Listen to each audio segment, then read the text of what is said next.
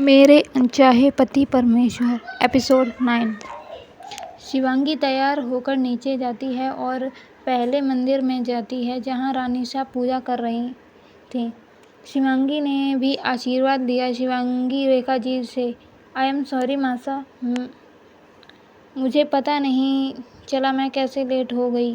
रेखा जी भी झूठा गुस्सा दिखाते हुए, हाँ सज़ा तो तुम्हें मिलेगी। तभी कावेरी जी शिवी को प्रसाद देते हुए, हाँ सज़ा तो मिलनी ही चाहिए। चाची सा की बात सुनकर शिवी घबरा गई और अपनी दोनों सास की ओर ऐसे देखती है जैसे वो दोनों शेरनी हैं और शिवी बेचारी हिरन। तभी पीछे से दादी सा की आवाज़ आती है, बस करो आप दोनों। अब अगर आप दोनों में से किसी ने भी हमारी पोता बहू को डराने की कोशिश की तो हम आपको सच में सज़ा दे देंगे। दादी सा की बात सुनकर सभी लोग उनकी तरफ देखते हैं। इस समय वहाँ उन चारों के सिवा और कोई नहीं था। शिवी तो उन्हें ऐसे देखती है जैसे दादी सा नहीं उसकी सेवियर आ गई हों। वो जल्दी से जाकर दादी सा के पैर छूती है और फिर उनकी व्हीलचेयर पकड़कर खड़ी हो जाती है। रेखा और कावेरी दादी सा को आरती और प्रसाद देती हैं और फिर दादी सा के पैर छूती हैं। दादी सा, अच्छा अभी आप दोनों शिवी से क्या कह रही थी? उनकी बात सुनकर रेखा और कावेरी जी हंस देती हैं। रेखा जी, अरे माशा हम बस मजाक कर रहे थे। शिवी तो सच में गंभीर हो गई। शिवी हल्की आवाज़ में, वो मैंने मूवीज़ में देखा है कि महलों में गलती करने पर उन्हें दीवार में चिनवा देते हैं। वो ये बात इतनी मासूमियत से कहती है कि सभी के चेहरे पर स्माइल आ गई। रेखा जी उसके पास आकर, अरे वो तो पहले ज़माने में होता था, वो भी अपराधियों को ये सज़ा मिलती थी, लेकिन अब ऐसा कुछ नहीं होता। तभी कावेरी जी उसके पास आकर, और हम तुम्हें सज़ा क्यों देंगे? हम लोग तो बस यूं ही कह रहे थे। हम लोग तो तुम्हें गलती होने पर भी सज़ा नहीं दे सकते क्योंकि तुम हमारे घर की लक्ष्मी हो।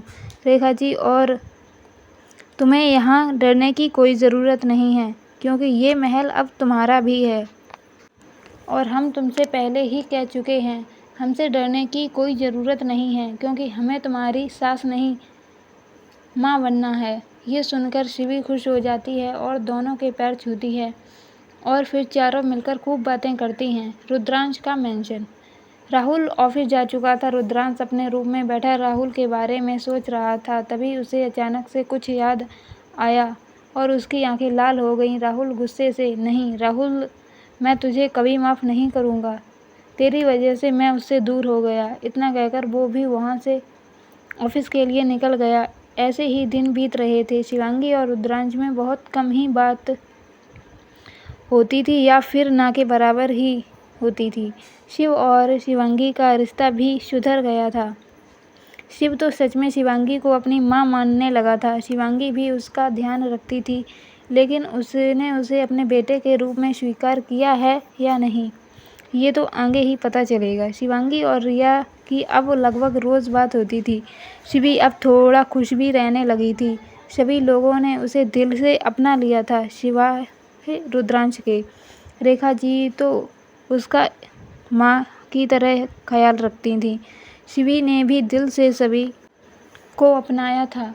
ऐसे ही पता ही नहीं चला कि कब एक महीना बीत गया। रुद्रांश से बहुत कम ही बात हुई होगी और जब भी होती थी तो सिर्फ बहस, क्योंकि यहाँ कोई भी दोनों में से किसी को अपनाने को तैयार नहीं था। रुद्रांश भी इन दिनों बहुत ज़्यादा बिजी चल रहा था और राहुल के साथ उसका रिश्ता फिर से वैसा ही हो गया था या फिर और बदतर, क्योंकि उस दिन के बाद से वो राहुल को और भी परेशान करने लगा था।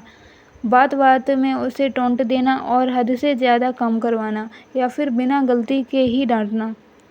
ये देखकर राहुल बहुत ज़्यादा परेशान हो चुका था। उसे समझ नहीं आ रहा था कि वो रुद्र को विश्वास कैसे दिलाए कि उसकी कोई गलती नहीं थी। एक महीने बाद मुँह दिखाई की रस्म। महल में चारों तरफ चहल पहल का माहौल था। पूरा महल फूलों से सजाया जा रहा था। मंदिर भी आज बहुत सुंदर सजा था। सभी लोग इधर से उधर दौड़कर काम कर रहे थे। मेहमानों का आना भी शुरू हो चुका था। शिवांगी अपने रूम में बैठी तैयार हो रही थी। काव्या भी वहीं थी। शिवांगी ने आज गोल्डन कलर का लहंगा पहना था जिसमें वो बहुत ही प्यारी लग रही थी। मेकअप आर्टिस्ट उसका मेकअप करके चली गई थी क्योंकि उसने एकदम नेचुरल मेकअप ही करवाया था। काव्या भाभी सा, मुझे तो आपसे ही अपना मेकअप करवाना है, मुझे आर्टिस्ट से नहीं करवाना। शिवी, ओके 2 मिनट रुको। फिर वो काव्या का हल्का सा मेकअप करती है क्योंकि हमारी काव्या पहले से ही सुंदर है। आज उसने भी ऑफ वाइट कलर का हल्का लहंगा पहना था जिसका ब्लाउज स्लीवलेस था और उसकी गोरी बाहें दिख रही थीं। इन दिनों में उन दोनों की अच्छी बॉन्डिंग हो गई थी, लेकिन फिर भी शिवी को रिया की याद आ ही जाती थी क्योंकि वो भी काव्या जैसी ही हरकतें करती थी। काव्या तैयार होकर शिवांगी को चूड़ा पहनाती है। काव्या भाभी से, आज आप सबसे सुंदर लग रही हैं।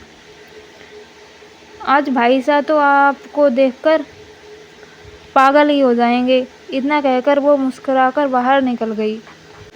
काव्या की बात सुन शिवांगी अपने आप को मिरर में देखती है तो सच में वो बहुत सुंदर लग रही थी। अरे भाई, सुंदर लगना ही था क्योंकि आज उसकी मुंह दिखाई जो थी। तभी उसके रूम में शिवांश आता है। शिवांश उसकी बहुत तारीफ करता है और फिर वो दोनों साथ में फ़ोटो लेते हैं। इधर दादी सा अब बिल्कुल ठीक हो गई थीं। वो अपने पैरों पर चलने लगी थीं, लेकिन ज़्यादा देर खड़े रहने से उन्हें दर्द हो जाता था। दादी सा अपने कुछ सहेलियों के साथ बैठी बातें कर रही थीं। रेखा जी और कावेरी जी मेहमानों का स्वागत कर रही थीं। तभी पंडित जी आते हैं। काव्या उन्हें मंदिर की ओर ले जाती है क्योंकि पहले एक पूजा होनी थी। पंडित जी पूजा की तैयारी कर रुद्र और शिवी को बुलाने को कहते हैं। काव्या शिवांगी को लेकर आती है और उसके चेहरे पर लंबा घूंघट था। काव्या उसे लाकर पंडित जी की बताई जगह पर बैठाती है। तभी सिद्धार्थ, जो रागिनी बुआ का बेटा है, 23 साल का सिद्धार्थ बहुत हैंडसम है। उसकी शक्ल रुद्र और काव्या से बहुत मिलती है। अब क्यों, ये जानने के लिए आपको आगे ज़रूर सुनना चाहिए। सिद्धार्थ रुद्रांश को लाता है। रुद्र शिवांगी के पास बैठता है। पंडित जी पूजा करते हैं। थोड़ी देर में पूजा संपन्न होती है। पुजारी जी, मुहूर्त हो गया है, अब मुंह दिखाई प्रारंभ करें। उनकी बात सुनकर रेखा जी शिवांगी को ले जाकर सोफे पर बैठाती हैं और फिर रुद्रांश से, रुद्र तुम सबसे पहले अपनी बींदनी की मुंह दिखाई करो। रुद्र, मासा मैं? तभी दादी सा, हाँ रुद्र आप, क्योंकि हमारे यहाँ सबसे पहले बींदनी की मुंह दिखाई उसका बींद करता है। उनकी बात सुनकर रुद्र अपने जगह से उठता है और शिवांगी के पास जाता है। वो हल्के से उसका घूंघट उठाता है तो उसकी नज़र शिवांगी पर टिक जाती है। गोल्डन लहंगे में वो किसी अप्सरा सी लग रही थी। रुद्रांश तो अपनी पलकें झपकाना ही भूल गया। तभी पीछे से किसी की आवाज़ आती है। अरे भाई साहब, आप भाभी साहब को देखते ही रहोगे या फिर कोई गिफ्ट्स भी दोगे?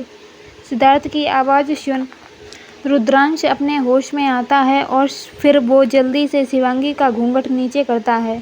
ये देख सभी हंसने लगे और रुद्र झेप गया। तभी काव्या, भाई साहब भाभी साहब का गिफ्ट तो दीजिए। उसकी बात सुनकर रुद्र, मैं गिफ्ट नहीं लाया। रुद्रांश की बात सुनकर शिवी घूंघट के अंदर ही, वैसे तो कितने बड़े बिजनेसमैन बनते हैं लेकिन मुझे गिफ्ट देने के लिए पैसे ही नहीं हैं। मेरी पहली रसोई पर भी यही डायलॉग चिपका दिया था डेविल किडनैपर ने। वो ये सब सोचते हुए बहुत क्यूट एक्सप्रेशन बना रही थी। तभी रुद्रांश अपना कार्ड देने वाला था। बीच में रेखा जी, रुद्रांश गिफ्ट देना है, कार्ड नहीं। उनकी बात सुनकर रुद्रांश अपनी 2 उंगलियां अपने माथे पर रखता है क्योंकि बिना गिफ्ट के कोई उसे वहां से जाने नहीं देने वाला था। तभी वो अपनी सबसे छोटी उंगली में पहनी हुई रिंग निकालता है और शिवांगी को देता है। कावेरी जी, अरे उसे पहना दो। रुद्र भी उसे जल्दी से शिवांगी की बीच की उंगली में पहनाकर निकल गया क्योंकि अब वो यहाँ और नहीं रुकना चाहता था।